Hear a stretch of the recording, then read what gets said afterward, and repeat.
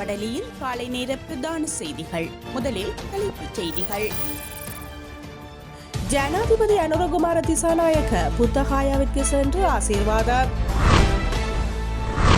13ஆம் திருத்தத்தை உள்ளடக்கிய பிரதமர் மோடியின் வலியுறுத்தலை வரவேற்கின்றோம் என எம்.ஏ. சுமந்திரன் தெரிவிப்பு.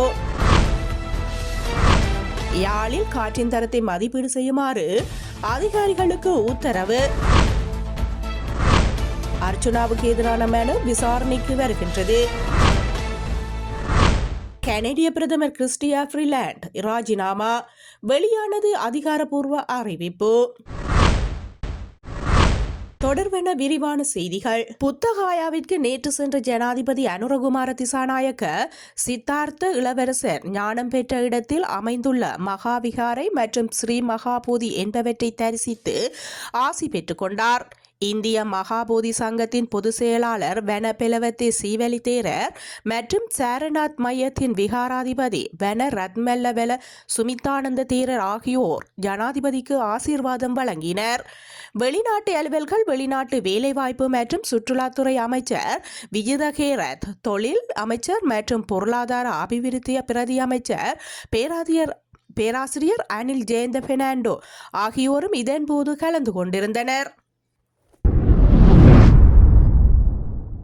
அரசியல் அமைப்பை முழுமையாக நடைமுறைப்படுத்துமாறு இந்திய பிரதமர் நரேந்திர மோடியினால் வலியுறுத்தப்பட்டிருக்கும் நிலையில் அதனுள் 13வது திருத்தமும் உள்ளடங்குவதனால் அவ்வலியுறுத்தலை தாம் வரவேற்பதாக இலங்கை தமிழரசு கட்சியின் முன்னாள் பாராளுமன்ற உறுப்பினர் எம்.ஏ. சுமந்திரன் தெரிவித்துள்ளார்.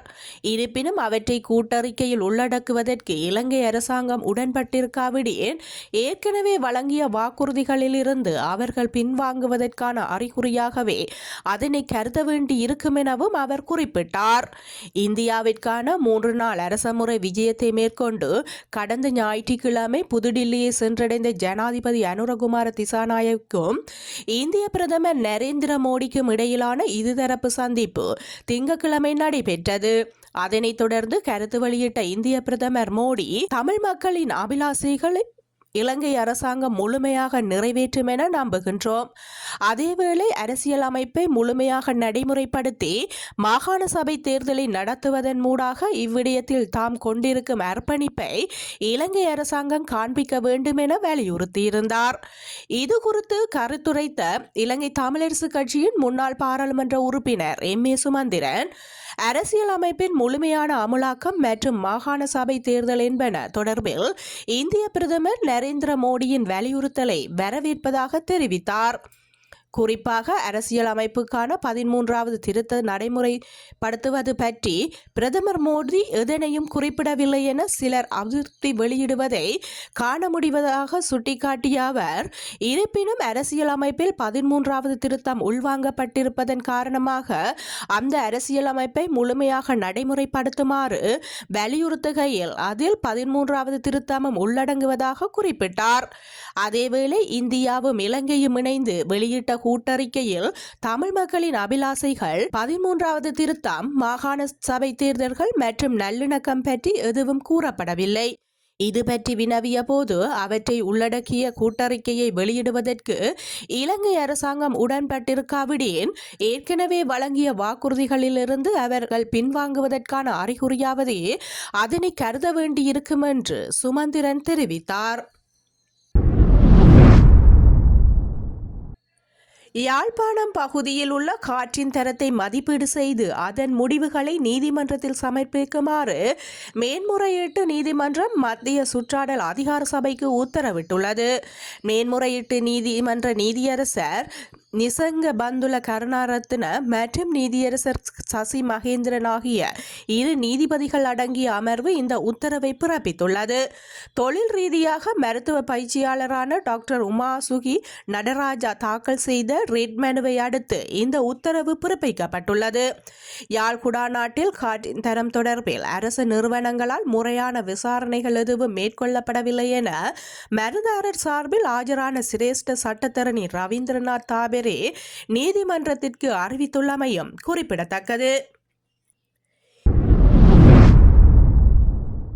யாழ் மாவட்டத்தில் எலிக்காய்ச்சல் நோய் காரணமாக இதுவரை 99 பேர் பாதிக்கப்பட்டுள்ளதாக யாழ் மாவட்ட சுகாதார சேவைகள் பணிப்பாளர் வைத்தியர் ஆறுமுகம் கேதீஸ்வரன் தெரிவித்துள்ளார். தற்போது பருத்தித்துறை ஆதார வைத்தியசாலையில் 23 பேரும், யாழ்ப்பாணம் போதனா வைத்தியசாலையில் 6 பேரும் சிகிச்சை பெற்று வருவதாக அவர் விடுத்துள்ள ஊடக அறிக்கையில் குறிப்பிடப்பட்டுள்ளது. கடந்த 24 மணி நேரத்தில் பருத்தித்துறை ஆதார வைத்தியசாலையில் 9 நோயாளர்களும், யாழ்ப்பாணம் போதனா வைத்தியசாலையில் 5 நோயாளர்களும் எலிக்காய்ச்சலுடன் அனுமதிக்கப்பட்டுள்ளனர். இதுவரை யாழ்ப்பாணம் மாவட்டத்தில் இந்த நோய் காரணமாக 7 இறப்புகள் பதிவாகியுள்ளன.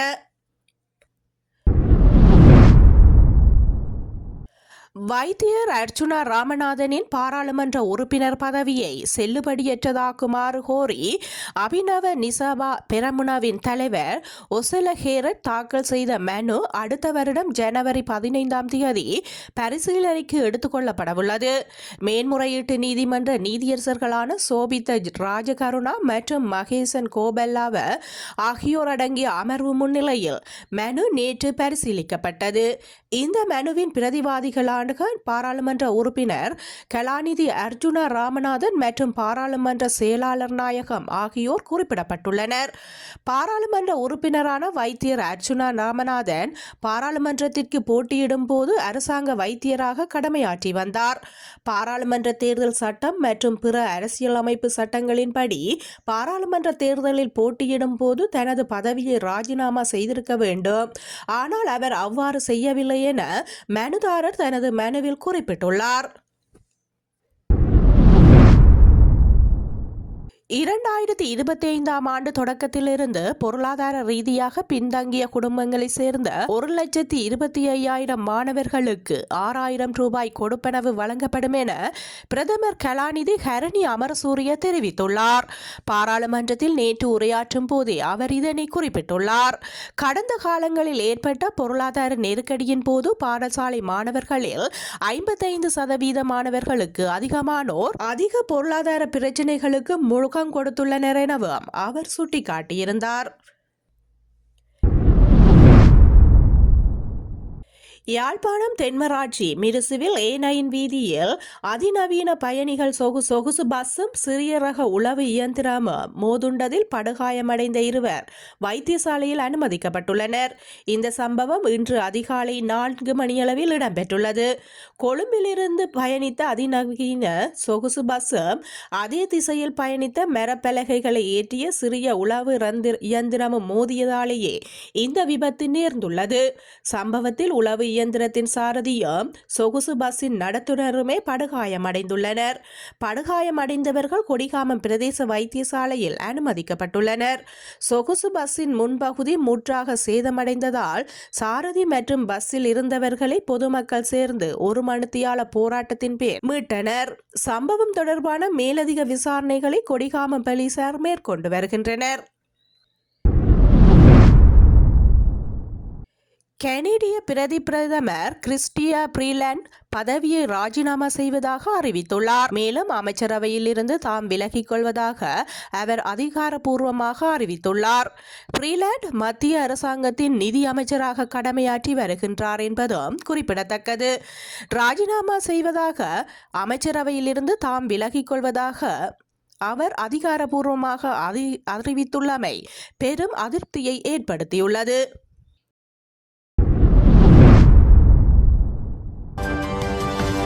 Thank you.